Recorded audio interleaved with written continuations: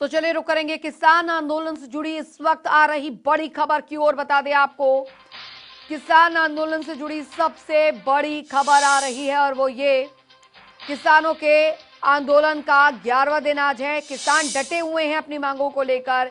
किसानों का धरना प्रदर्शन लगातार जारी है। तो कल 5वें दौर की बैठक भी बेनतीजा रही थी। अब 9 दिसंबर को सरकार से बातचीत होगी। 8 दिसंबर को भारत बंद का ऐलान किसानों की तरफ से किया गया है। किसान आंदोलन से जुड़ी इस वक्त की सबसे बड़ी खबर, बड़ी अहम जानकारी हम आप तक पहुंचा रहे हैं। तो किसानों का धरना प्रदर्शन लगातार जारी है, ये इस वक्त की बड़ी खबर आ रही है। अहम खबर हम आपको बता रहे हैं। कल 5वें दौर की बैठक भी बेनतीजा रही।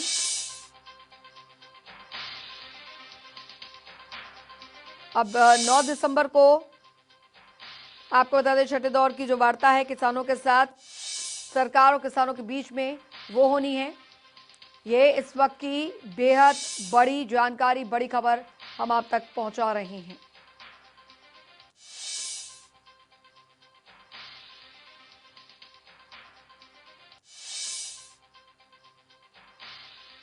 तो कल 5वें दौर की बैठक भी बेनतीजा ही रही। किसानों का कहना है कि हमारे जो मुद्दे हैं उन पर सरकार के साथ सहमति नहीं बन पा रही है और सरकार बातचीत के जरिए ही कह रही है कि सिर्फ बातचीत के माध्यम से ही बात को आगे बढ़ाया जाए। लेकिन हम चाहते हैं कि हमें लिखित आश्वासन जो है वो यहाँ पर दिया जाए, लिखित में ये दिया जाए जो हमारी मांगे हैं। ट्रूडो ने बयान दिया, अमेरिका से बयान आया, ऑस्ट्रेलिया में प्रोटेक्ट धरने मुजाहरे हो रहे हैं, हमारे पंजाबी या देशवासी वहाँ पे हैं। ये पूरे वर्ल्ड का आंदोलन बन चुका है। मोदी सरकार जी को समझ लेना चाहिए। हम उसको प्रधानमंत्री जी को विनती करते हैं, सभी देश की जथेबंदियों के, आप इसको पीछे करें, कानून रद्द करें। इसी में देश की भलाई है, देश की जनता इसी में सुखी है। लेकिन मोदी जी सिर्फ 2 घरानों का सोच रहे हैं, वो गलत बात है। अमेंडमेंट को तो एक तरह से सरकार तैयार है, लेकिन आप लोग अड़े हुए हैं कि कानून वापस हो, ये लगता है कि संभव हो पाएगा? नहीं, अमेंडमेंट देखो, अमेंडमेंट किस बात पे करेंगे? 1% में सरकार क्या बचाना चाहती है? क्या उसमें छिपाना चाहती है? अमेंडमेंट की बात ही नहीं है। हमने तो ये स्पष्ट है कि कानून रद्द कराने हैं और हम करा के रहेंगे। प्रवीण धनखड़ टीकरी बॉर्डर से हमारे साथ जुड़ गए हैं ज्यादा जानकारी के साथ। प्रवीण, फिलहाल किसानों के आंदोलन का 11वां दिन आज है, क्या स्थिति वहां पर बनी हुई है? किसान आंदोलन का 11वां दिन है और किसान अपने मोर्चे पर डटा हुआ है। सड़कों पर लगातार किसानों की तादाद बढ़ती जा रही है। कुछ किसान वापस जा रहे हैं तो उनकी जगह 2 गुने 3 गुने किसान वापस भी आ रहे हैं। और अब हरियाणा के किसानों का, हरियाणा के गाँवों का, हरियाणा की खापों का आंदोलन स्थल पर जो तादाद है वो लगातार बढ़ती जा रही है। मैं आपको कुछ तस्वीरें दिखाना चाह रहा हूँ। सुबह सुबह की तस्वीरें हैं, ये देखिए, यहाँ पर लोग एकजुट होने जा रहे हैं। यहाँ पर किसानों के चाय नाश्ते का इंतजाम जो यहाँ के स्थानीय लोग हैं वो कर रहे हैं। स्थानीय लोगों का कहना है कि जो ये किसान राशन लेकर आए हैं उसकी जरूरत ही नहीं पड़ेगी 6 महीने तक का। हालांकि राशन लेकर आए हैं, लेकिन इन किसानों के लिए राशन की तमाम व्यवस्थाएं यहाँ के स्थानीय किसानों ने कर दी है। यहाँ पर सुबह चाय नाश्ते के साथ शुरुआत की जाती है और चाय नाश्ता भी किसानों को यहाँ के स्थानीय लोग उपलब्ध करवा रहे हैं। उसके बाद खाने की तैयारी आप देख सकते हैं, खाना भी उनकी तरफ से उपलब्ध करवाया जा रहा है। जहाँ तक कल की बातचीत की बात करें तो कल की बातचीत में किसानों ने साफ साफ सरकार को ये बोल दिया था कि जब तक की मांगे नहीं मानी जाएंगी तब तक वो पीछे नहीं हटेंगे। यस और नो में सरकार से जवाब मांगा था। अब 8 दिसंबर को भारत बंद का ऐलान किसान संगठन कर चुके हैं। कल प्रधानमंत्री नरेंद्र मोदी का पुतला भी धरना स्थलों पर, आंदोलन स्थलों पर फूंका गया। अब किसान संगठनों ने यह ऐलान साफ साफ कर दिया है कि या तो कृषि कानून रहेंगे, अगर कृषि कानून रहेंगे तो उनका आंदोलन जारी रहेगा। कृषि कानूनों को सरकार वापस लेगी तो वो अपने घरों को लौट जाएंगे। जी अंजलि। प्रवीण, क्योंकि अब 9 दिसंबर को बुलाया गया है, किसान आए और फिर बातचीत की जाएगी, जो बिंदु रह गए हैं उन पर बातचीत की जाएगी। किसानों का इसको लेकर जो ये दोबारा से यहाँ पर टेबल टॉक के लिए बुलाया जा रहा है, उसको लेकर क्या रुख है? देखिए, तो किसानों से बातचीत हुई। किसानों का कहना है कि सरकार टाइम पास कर रही है, सरकार बातचीत के लिए बुला रही है। जब सरकार हल ही नहीं कर रही है तो फिर बातचीत के लिए बुलाया क्यों जा रहा है? किसान संगठन साफ साफ ये ऐलान कर चुके हैं कि उनकी एक ही मांग है कि इन तीनों कृषि कानूनों को वापस लिया जाए और एमएसपी को लेकर कानून बनाया जाए।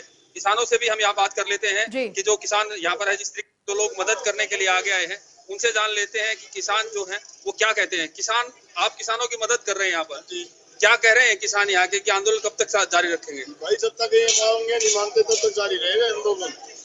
तो कहीं इनकी हिम्मत टूट रही है क्या किसानों? नहीं, कोई हिम्मत नहीं टूटी है, ना टूटने देंगे। भगवान की दया से कोई दिक्कत नहीं है। आपने सुना ये जो स्थानीय निवासी हैं जिन्होंने बिल्कुल। यहाँ पर भंडारे चला रखे हैं, इनका कहना है कि इन किसानों की हिम्मत बिल्कुल टूट नहीं रही है। इन किसानों की हिम्मत वो टूटने भी नहीं देंगे। इन किसानों के साथ खड़े हैं, जब तक इनका आंदोलन जारी रहेगा इनके लिए खाने पीने की तमाम व्यवस्थाएं यहाँ के स्थानीय लोग करेंगे। जी अंजलि। प्रवीण, क्योंकि 8 दिसंबर को कहा गया है कि भारत बंद का ऐलान यहाँ पर किया गया है। निश्चित तौर पर जब से किसानों का आंदोलन शुरू हुआ है तब से ही जो आवाजाही पूरी तरीके से यहाँ पर रुकी हुई है। जो बाहर से कंटेनर आ रहे हैं वो भी रुके हुए हैं। फिलहाल वहां की ताजा स्थिति अभी क्या है, क्योंकि 8 दिसंबर को पूरी तरीके से भारत बंद का ऐलान कर दिया गया किसान द्वारा, लेकिन अभी वहां पर आवाजाही की स्थिति क्या बनी हुई है? अंजलि, जिस तरीके से आम लोगों का सहयोग मिल रहा है उससे तो हालात यही कहते हैं कि 8 दिसंबर का जो भारत बंद का ऐलान है किसान संगठनों का, वो पूरी तरीके से सफल होगा। जहां तक बात करें हम टिकरी बॉर्डर पर जो आंदोलन स्थल है, धरना स्थल है, उसके आसपास जितनी तमाम दुकानें हैं वो दिन भर खुली रहती हैं। उन्हें किसी तरह की कोई समस्याएं नहीं आती। ये जो किसान आंदोलनकारी है किसी को परेशान नहीं कर रहे हैं। किसान आंदोलनकारी शांतिपूर्वक अपनी सड़कों पर डटे हुए हैं, धरना स्थल पर दिन भर नारेबाजी करते हैं और जो भी आंदोलन की आगे की रणनीति होती है उसको डिस्कस किया जाता है।